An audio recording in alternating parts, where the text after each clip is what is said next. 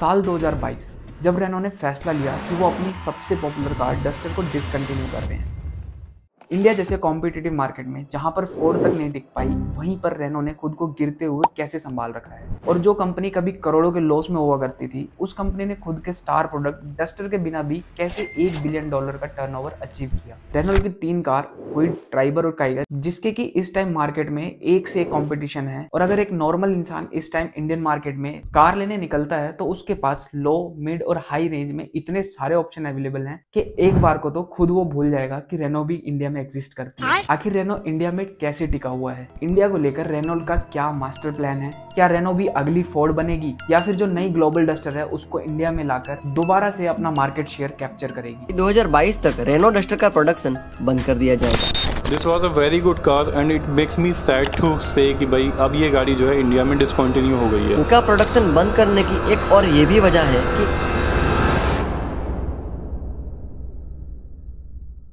French automotive giant Reno ने अपनी journey Bharat में 2005 में महिंद्रा एंड महिंद्रा के साथ एक जॉइंट वेंचर के थ्रू स्टार्ट करी थी। इन्हें अपने इकलौते प्रोडक्ट से काफी ज्यादा उम्मीदें थी, जो कि थी लोगन, एक मिड साइड सीडन जिसे 2007 में लॉन्च किया गया था। लेकिन इसके लुक्स और इसकी ओवर प्राइस होने की वजह से ये एक बिग फ्लॉप साबित हुआ, जिसकी वजह से 2010 में महिंद्रा एंड महिंद्रा और रेनो दोनों का आपस में जॉइंट वेंचर टूट गया। लोगन के फेलियर से रेनो को सिर्फ एक फायदा हुआ कि उनका नाम इंडियन मार्केट में काफी पॉपुलर हो गया था, जिसने डस्टर के लिए एक फाउंडेशन तैयार कर दी। पार्टनरशिप ब्रेक करने के बाद रेनो ने अकेले मार्केट में उतरने का फैसला लिया और अपने ग्लोबल पार्टनर निसान के साथ चेन्नई के पास ऑर्गेदम में 4500 करोड़ की फैक्ट्री बना दी। इस प्लांट से निसान और रेनो दोनों की नीड्स पूरी हो रही थी। लोगन की इमेज की जो धज्जियां उड़ी थी उसे बचाने के लिए कंपनी ने 2011 में एक प्रीमियम सेडान फ्लुएंस और एक प्रीमियम एसयूवी कोलियस को लॉन्च किया। दोनों गाड़ियां सीकेडी फॉर्मेट में आती थी, जिसे ऑर्गेदम में ही असेंबल किया जाता था। 2012 में ही इन्होंने निसान माइक्रा का cross based version Renault Pulse निकाल दिया and it was also positioned as a premium offering.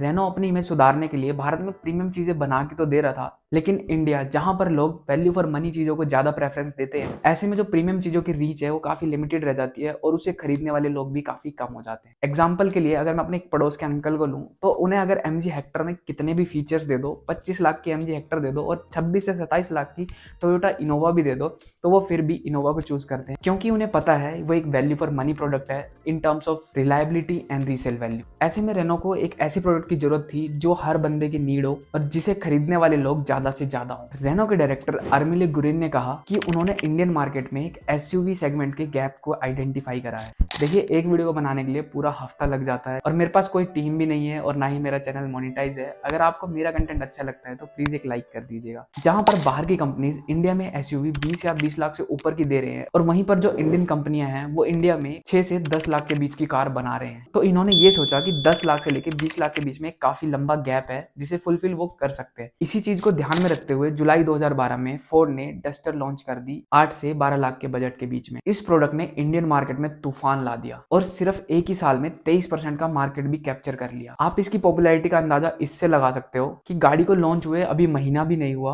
और इसकी जो प्रोडक्शन है वो 3 गुना बढ़ा दी गई। जहां पर पहले 1 घंटे में सिर्फ 60 डस्टर बनती थी, अब वहां पर 1 घंटे में 20 डस्टर बन रही है। इसमें आपको 1.6 लीटर का पेट्रोल इंजन देखने को मिलता था और 1.5 लीटर का K9 के डीजल इंजन देखने को मिलता था। और उस वक्त इस रेंज में ये पहली ऐसी कार थी जो 4 व्हील ड्राइव ऑप्शन के साथ आती थी। डस्टर को जब इंडिया में लाया गया था तो काफी ज्यादा रिसर्च की गई थी और ग्लोबल डस्टर में 41 मॉडिफिकेशन करने के बाद उसे इंडिया में लाया गया। ये जो रिसर्च थी इसमें उन्होंने बताया कि इंडियन लोगों का जो क्रिटिकल परचेजिंग फैक्टर है वो एक गाड़ी का एक्सटीरियर लुक है। लोगों को रग लुक वाली एसयूवी या बड़ी कार पसंद थी, लेकिन on the other hand same car में उन्हें सीडन वाली फील भी चाहिए थी जो इजी टू ड्राइव हो और मोस्टली सबसे इंपॉर्टेंट गुड फ्यूल एफिशिएंसी। इसके अलावा इंडियंस के बारे में छोटी छोटी डिटेल थी जिसे ध्यान में रखकर इंडिया में डस्टर को लॉन्च किया गया। इंडिया के टफ रोड को टैकल करने के लिए डस्टर के सस्पेंशन को कस्टमाइज किया गया और इसके ग्राउंड क्लियरेंस को भी इंप्रूव किया गया। लेकिन मार्केट में अब एंट्री होती है इसी सेगमेंट में क्रेटा जैसे न्यू प्लेयर्स की, जिन्होंने सेम इंडियन नीड्स के हिसाब से सस्ते, सुंदर और टिकाऊ चीजें इंडियन को ऑफर करी। कॉम्पिटिशन बढ़ने लगा और हर कंपनी अपने प्रोडक्ट्स को न्यू डिजाइन फीचर से इंप्रूव कर रही थी, लेकिन रेनो इन्हीं चीजों में पीछे रह गया। अभी तो रेनो गिरा ही था, लेकिन सरकार के BS6 नॉर्म्स ने रेनो को उठा के पटक ही दिया। 2020 में BS6 नॉर्म्स आने के बाद खुद को अपडेट ना कर पाने की वजह से 1.5 लीटर का जो डीजल इंजन था उन्होंने बंद कर दिया। उसके बाद 2022 में फाइनली रेनो ने हार मान ली और डस्टर को बंद कर दिया। हालांकि रेनो आज भी इंडिया में टिकी हुई है और इनका ये कहना है कि इनकी जो मेन प्रॉब्लम थी वो इलेक्ट्रॉनिक चिप और सेमीकंडक्टर चिप थी, जिसकी वजह से मैन्युफैक्चरिंग काफी स्लो हो गई। फाइनेंशियल ईयर 2023 में domestic passenger vehicle market 27% grow हुआ है और एक्सपोर्ट मार्केट 15%। और फाइनेंशियल ईयर 2023 में रेनो इंडिया ने 34,956 यूनिट एक्सपोर्ट की है,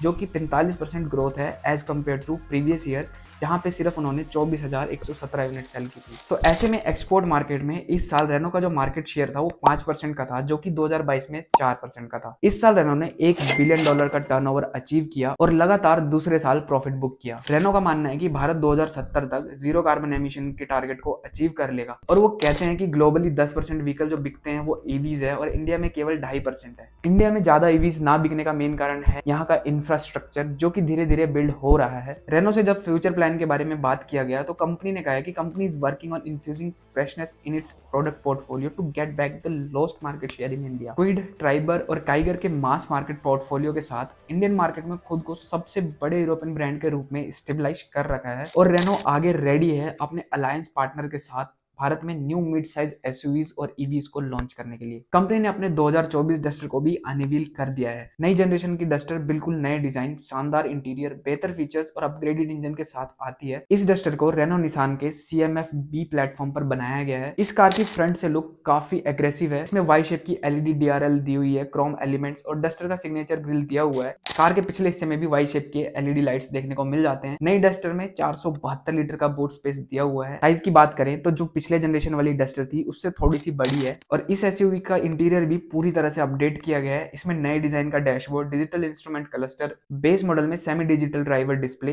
touch screen infotainment unit, cruise control जैसे फीचर्स दिए हुए हैं। ग्लोबल मार्केट में अभी इसे 3 इंजन ऑप्शन दिए गए हैं, जिसमें पहला है 1.6 लीटर का पेट्रोल इंजन, जो कि एक हाइब्रिड इंजन है और 2 मोटर्स के साथ आता है। सेकंड इंजन ऑप्शन है 1.2 लीटर का 3 सिलेंडर इंजन, जो कि एक माइल्ड हाइब्रिड है और 48 वोल्ट के मोटर के साथ आती है। और थर्ड है 1.0 लीटर का टर्बोचार्ज पेट्रोल इंजन, जो कि कंपैटिबल है LPG के साथ। डेफिनेटली इंडिया में ये वाला इंजन ऑप्शन नहीं आया। ओवरऑल इस टाइम रेनॉल्ट इंडिया का मटर पनीर एक्सपोर्ट से चल रहा है और दाल रोटी इंडिया से ही चल रही है, लेकिन जल्द ही वो इस डस्टर को इंडिया में लाकर अपने मार्केट शेयर को वापस गेन करेंगे। लेकिन कंपनी सेम गाड़ी इंडिया में नहीं लाएगी, इसमें काफी सारे मॉडिफिकेशंस होंगे इंडिया के हिसाब से। ग्लोबल जो प्राइस है इसका 20 लाख के अराउंड जाता है और अगर इंडिया में ये एसयूवी आती है तो 10 से 15 लाख के बीच में इसे पोजीशन किया जाएगा। काफी न्यूज आर्टिकल और ऑटो जर्नलिस्ट के हिसाब से 2025 में ये वाला डस्टर इंडिया में आएगी, लेकिन मेरा खुद का ये मानना है कि हो सकता है 2024 में ही आपको डस्टर इंडिया में देखने को मिल जाए।